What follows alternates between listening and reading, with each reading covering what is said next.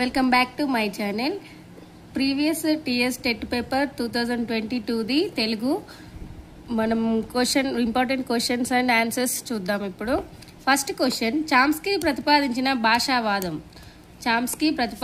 భాషావాదం కారణవాదం, అనుకరణవాదం, అనుభవాత్మకవాదం, స్వతసిద్ధవాదం. Answer is స్వతసిద్ధవాదం.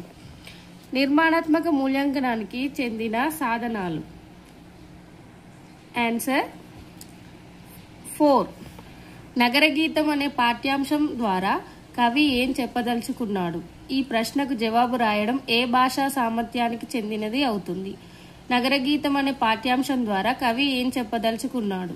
ఈ ప్రశ్నకు జవాబు రాయడం ఏ భాషా సామర్థ్యానికి చెందినది అవుతుంది? ఆన్సర్ ఈస్ స్వీయ రచన. కవి ఏం చెప్పదలుచుకున్నాడు? ఈ ప్రశ్నకు జవాబు రాయడం ఏ భాషా సామర్థ్యానికి చెందింది అవుతుందంటే ఆన్సర్ స్వీయ రచన. వక్త ప్రసంగాన్ని వింటూ ముఖ్యాంశాలను రాసుకోవడంలోని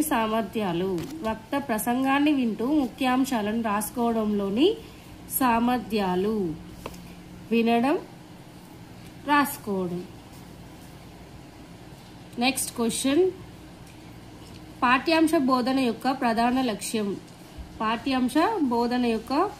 లక్ష్యం.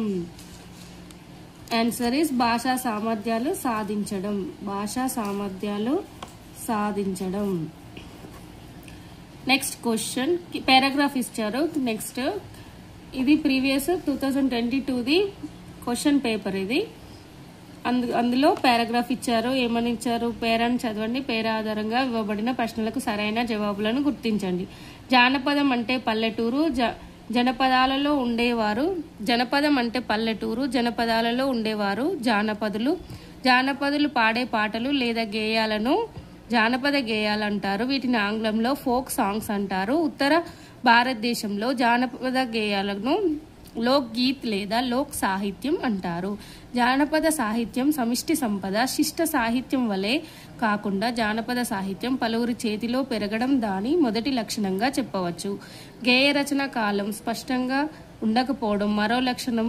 నదీ నదాలు, వాగులు, వంకల్లోని నీరు మనకు ఎక్కువ భాగం అందనట్లే జానపద గేయ స్రవంతి కూడా చాలా భాగం మనకు అందలేదు. ఇది పారాగ్రాఫ్ ఇచ్చారు. మనం ఈ పారాగ్రాఫ్ చదివి ఇందులో పారాగ్రాఫ్ క్వశ్చన్స్ ఇస్తారు. వాటికి ఆన్సర్ మనం గుర్తించాలి. క్వశ్చన్ ఈజ్, జానపద సాహిత్యం మొదటి లక్షణం. జానపద సాహిత్యం ఫుల్ వీడియో కోసం నా ఛానల్లో చూడండి. ఫుల్ వీడియో అప్లోడ్ చేశాను, మీకు చాలా యూజ్ అవుతుంది.